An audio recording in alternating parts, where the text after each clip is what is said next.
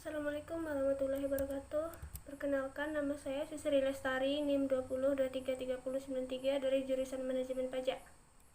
Kali ini saya akan mempresentasikan tentang dasar-dasar pajak. Apakah itu pajak? Pajak adalah iuran atau kontribusi wajib pajak kepada negara yang terutang oleh orang pribadi atau badan yang bersifat memaksa berdasarkan undang-undang dengan tidak mendapatkan imbalan secara langsung dan digunakan untuk keperluan negara demi kemakmuran rakyat atau kepentingan umum. Unsur pajak berdasarkan definisi pajak yaitu merupakan iuran wajib pajak kepada negara, artinya yang berhak memungut pajak hanyalah negara. Yang kedua, berdasarkan undang-undang yang bersifat memaksa, artinya walaupun negara mempunyai hak untuk memungut pajak, namun pelaksanaannya harus memperoleh persetujuan dari rakyat. Yang ketiga, tanpa jasa timbul atau mendapatkan imbalan secara langsung. Artinya, jasa timbal yang diberikan oleh negaranya tidak dapat dihubungkan secara langsung dengan besarnya pajak yang dibayar. Yang keempat, digunakan untuk pengeluaran pemerintah yang bersifat umum, artinya pengeluaran pemerintah mempunyai manfaat bagi masyarakat umum. Yang kelima, dipungut berdasarkan suatu keadaan, kejadian, dan perbuatan yang memberikan kedudukan tertentu kepada seseorang. Unsur pajak berdasarkan keadaan dan perbuatan peristiwa. Yang pertama, berdasarkan keadaannya, adanya bumi dan bangunan pada suatu negara yang menimbulkan pajak bumi dan bangunan. Yang kedua, adanya penghasilan yang menimbulkan pajak penghasilan. Yang ketiga, adanya kendaraan bermotor yang menimbulkan pajak kendaraan bermotor. Berdasarkan perbuatan, yaitu dilakukan penyerahan barang atau jasa dari pabrik atau penguasa jasa, dikenakan pajak pertambahan nilai atas barang dan jasa. Yang kedua, adanya perbuatan penyerahan uang yang diikuti dengan dibuatnya tanda penerimaan uang atau dikenakan biaya materai. Yang ketiga, adanya pemasukan barang ke dalam daerah pabean. Berdasarkan peristiwanya, berlakunya peristiwa memperoleh warisan yang pernah ada di Indonesia yang menimbulkan jenis pajak yang bernama bea pajak.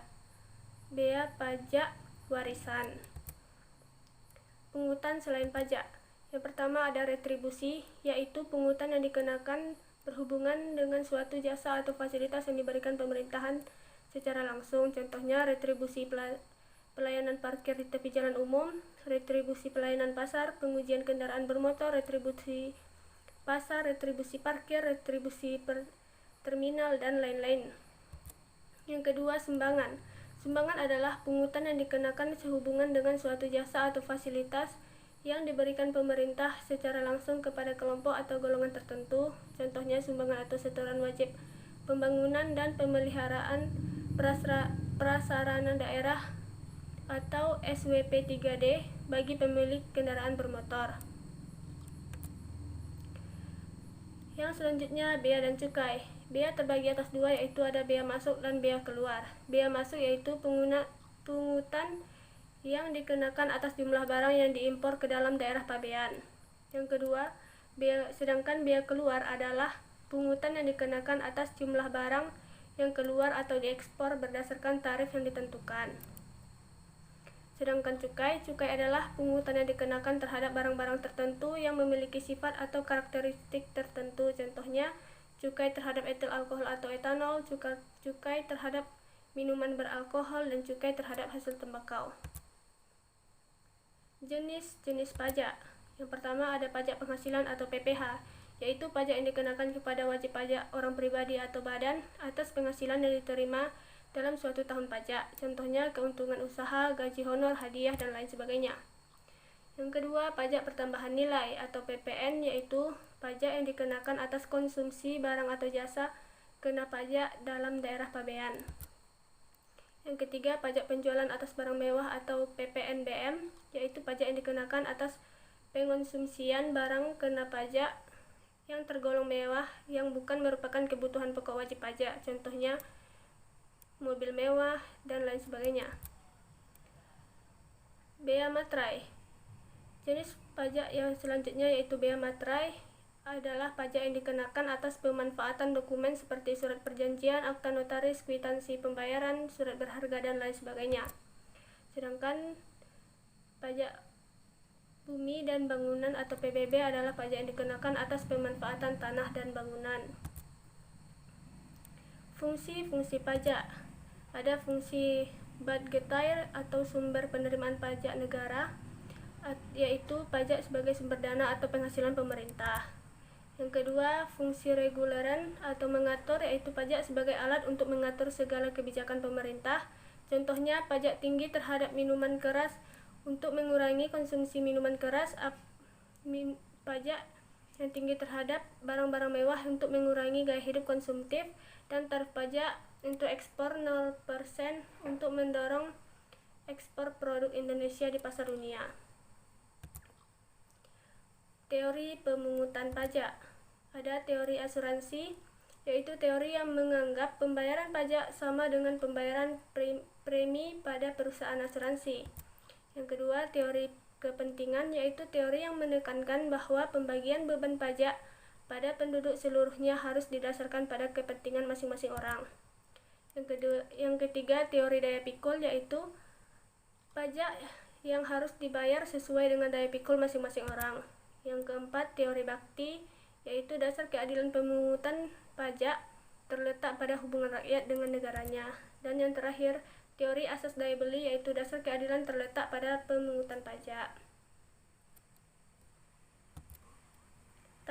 Tarif pajak. Yang pertama ada tarif sebanding atau proporsional, presentasinya semakin besar. Tarif berupa presentasi yang tetap terhadap berapapun jumlah dikenai pajak, sehingga besarnya pajak yang terutang proporsional terhadap besarnya nilai yang dikenai pajak. Contohnya, untuk penyerahan pajak ke daerah pabean dikenakan pajak PPN sebesar 10%. Sedangkan pajak tetap, yaitu presentasinya tetap. Tarif berupa jumlah yang tetap atau sama terhadap berapapun jumlah yang dikenai pajak, sehingga besarnya pajak yang terutang tetap. Contohnya, tarif bea materai untuk cek dan biliet giro dengan nominal berapapun adalah Rp 3.000. Tarif progresif, yaitu presentase semakin kecil. Presentasi tarif yang digunakan semakin besar bila jumlah yang dikenai pajak semakin besar. Contoh Pasal 17 Undang-Undang Nomor 36 Tahun 2008 untuk wajib pajak orang pribadi. Yang keempat ada tarif degresif, yaitu presentase tarif yang digunakan semakin kecil bila jumlah yang dikenai pajak semakin besar. Selanjutnya syarat pungutan pajak. Yang pertama ada syarat keadilan, yaitu pungutan pajak harus adil sesuai tujuan hukum. Yang kedua, syarat yuridis, yaitu pungutan pajak harus berdasarkan undang-undang. Yang ketiga, syarat ekonomis, yaitu pungutan pajak tidak mengganggu perekonomian. Yang keempat yaitu syarat finansial, yaitu pungutan pajak harus efisien. Yang kelima, sederhana, yaitu sistem pungutan pajak harus sederhana. Pengelompokan pajak. Menurut golongannya, pengelompokan pajak ada dua, yaitu pajak langsung dan pajak tidak langsung. Pajak langsung yaitu contohnya pajak penghasilan, pajak tidak langsung contohnya pajak pertambahan nilai. Menurut sifatnya terbagi atas dua, yaitu pajak subjektif dan objektif. Contoh pajak subjektif yaitu pajak penghasilan, sedangkan contoh pajak objektif yaitu pajak pertambahan nilai dan pajak penjualan atas barang mewah. Menurut lembaga pemungutnya, pajak terbagi atas dua, yaitu pajak pusat dan pajak daerah. Pajak pusat contohnya pajak penghasilan, pajak pertambahan nilai, pajak atas penjualan barang mewah, pajak bumi dan bangunan, dan bea materai. Sedangkan pajak daerah terbagi atas dua, yaitu pajak provinsi dan pajak kabupaten dan atau kota.